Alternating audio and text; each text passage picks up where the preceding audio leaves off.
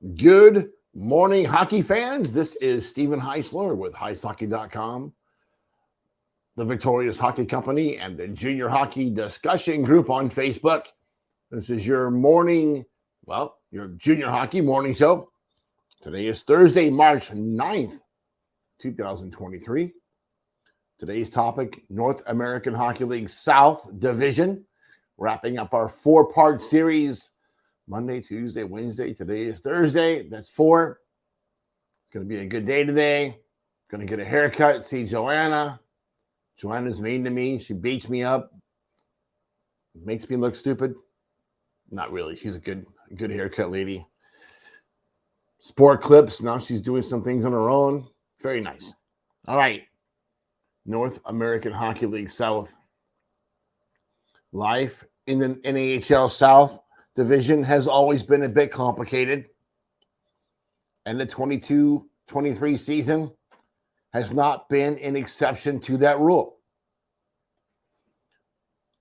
The Oklahoma Warriors' hold on the division's top spot has shrunk to just 6 points after playing 3 straight games against second place Lone Star, allowing the Brahmas to close the gap with a pair of wins at the other end of the spectrum. El Paso and Corpus Christi are already making plans for next year, while Odessa is having a difficult time trying to make up ground on the 2 teams ahead of them in the quest for playoff positioning, Amarillo and New Mexico. We'll start the report with the South Division's Oklahoma Warriors, 37-9-0-1. Will Garrett Roth and the Warriors look back at the last 3 games and think that's where the wheels fall off? Losing 2 or 3 home games to the Brahmins is always going to be a letdown. But allowing Lone Star to get that 5th point with a shootout loss, yikes. The good news is that Corpus Christi visits OKC this weekend. That should be an easy 4 points. A team the Warriors have beaten in all 6 games played this year. Can the Warriors hold on and win the division? Sure, they can. But I don't think it's going to matter, because the psychological advantage, home ice advantage, was lost when the Brahmas did what they did this past weekend. Did the Warriors peak too early? Can they get their mojo back? Let's answer that question in a few weeks. The Brahmas, Lone Star, always near the top. 32-11, 2-5, 704 win percentage. Dan Wildfunk's Brahmas have a way of living rent-free in the heads of any team from Wichita Falls or now Oklahoma. The 5-point takeaway from the 3 games in OKC was epic and proved to themselves that once again, they got this. The next 4 games are all against New Mexico starting next week at NYTEX before moving to Albuquerque the following week. That'll be a battle. Number 3, Shreveport Mudbugs. Again, the cream rises to the top. 27-14, 2-5, 635 win percentage. Jason Campbell and the Mudbugs are the hottest team in the division with a 7-1-0-2 record in the last 10 games. Shreveport made it look easy in the sweep at Corpus, and Amarillo visits the Pond this weekend. Expectations are riding high. Yes, the Bugs are back. They'll probably end up playing Lone Star in the first round of the playoffs, and we know it doesn't matter what team is better than the other. When those 2 get together, it's always going to be a war. In that series, the goalies can make all the difference. Who's hot and who's not? So which of those 2 teams will advance? It doesn't really matter. If Lone Star advances, I think they win. Again, if Shreveport advances, they've had a little more problems with the Warriors this year. Going to be a good series. It's going to be excellent playoffs. Not going to say that our number 4 team is even going to be there. Could be there. New Mexico Ice Wolves are 28-18-2. 28-18-2-1. Phil Fox and the Ice Wolves split an important series at Odessa as their 4th place lead over Amarillo shrunk to just 6 points with 2 more games played than the Hood's crew. New Mexico is in El Paso on Sunday before visiting Lone Star March 17-18. 3 teams are all fighting for that 4th spot right now.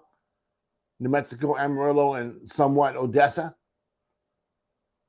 This next few weeks will tell us what's going to happen. New Mexico is sitting in position now. Amarillo's really biting at their heels. We'll talk about that now. The Wranglers are 25-19-2-1. 564 win percentage. Is it too little too late for Harry Mahood's Wranglers? Winners in 4 straight games. Asterisk, Corpus Christi and El Paso. The Wranglers visit Shreveport this week before going to Oklahoma for 3 games, March 16, 17, and 18. What are the chances that Amarillo's win streak is still going after the OKC visit? I'll tell you, slim and none. Playoffs? I don't see it. Golf plans? I see that.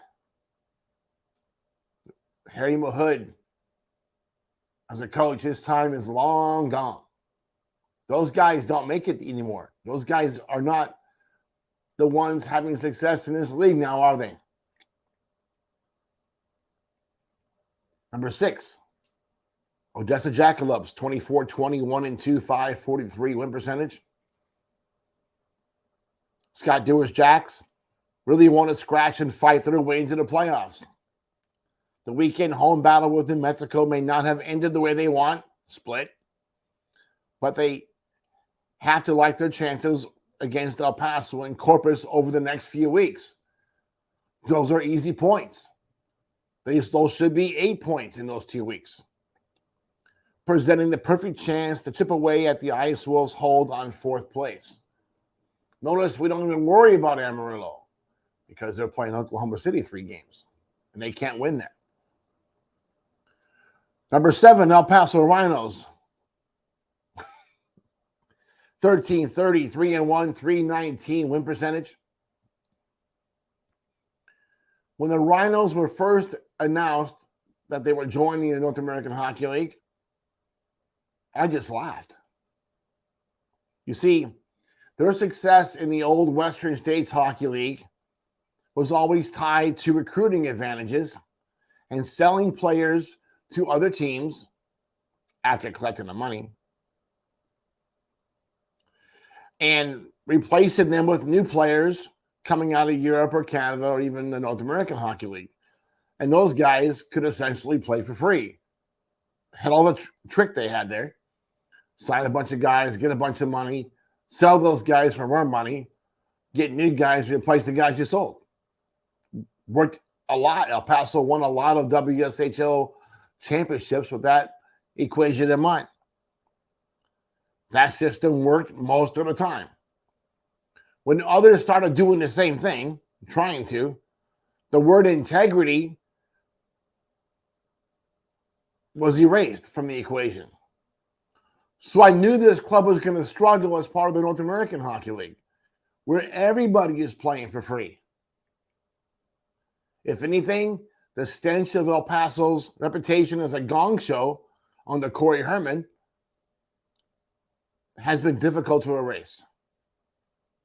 Last year's head coach, Anthony Bone, ended up being the fall guy for a ton of exceptionally bad choices made by inexperienced general manager Corey Heon, who also was Corey Herman's best friend. It's difficult to cover up the stink of a dead animal in an old building.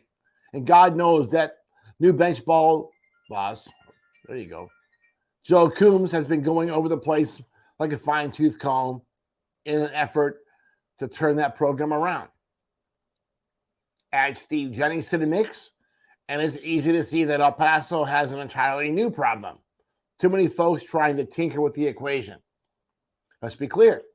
Combs did not need Jennings in Rio Grande Valley, Philadelphia, or Jamestown. He certainly did not need Heon or Herman either. He's always been able to get that job done the old-fashioned way. Hard work and scaring the snot out of the players. Well, nobody is buying the baloney now. Amarillo made it look easy over the weekend. The once mighty Rhinos are still trying to get over the curse of Kirill Romanov. Hey, Corey, Herman, bring the Russian in as an assistant coach. Break the curse. Say you're sorry. Apologize. You did the kid wrong. Those Russians got some weird black magic going on, clearly, because you guys can't get over the hump. You killed the WSHL with that BS. Killed it. Gone. There's a reason why all those guys left. All those other teams left. They get away from you. Number 8, Corpus Christi Ice Rays. 10-32-6-0. Sylvain Cloutier and the Ice Rays are mailing it in. I'm not sure the team can recover from the mess. Yes, one horrendous decision after another may have just doomed this once and proud hockey team and community. The Ice Rays were swept at home by Shreveport and are now 1-8-1 in the last 10 games going into this week's visit to Oklahoma. Yikes. Yikes, yikes. Time for my expansion sister, Colorado Grit. What a great name. Want some grits and eggs for breakfast? Sound good? The Grit are signing tenders and doing their best impression of an active and knowledgeable North American Hockey League team. Let's take a look at that knowledge part. David Clarkson is a good hockey guy, but what does he know about the NAHL, the South Division, and what it takes to be successful here? Steve Haddon claims to have helped 100 players reach NCAA and professional hockey in 10 years. Can we see that list? 100? 10 a year? From 2013, 2014 to 2019-20, they were part of the WSHL. And then another 4 seasons as part of the USPHL Premier. Seriously, folks, I want to see that list. Someone break that down for me. Go over to the rosters of the Colorado Eagles and Northern Colorado Eagles and show me 100 players going on the pro hockey or NCAA hockey. Notice not ACHA, NCAA. Seriously. And anybody that he recruits and he uses that line, you guys need to ask him, can I see that list, please? Who are those players?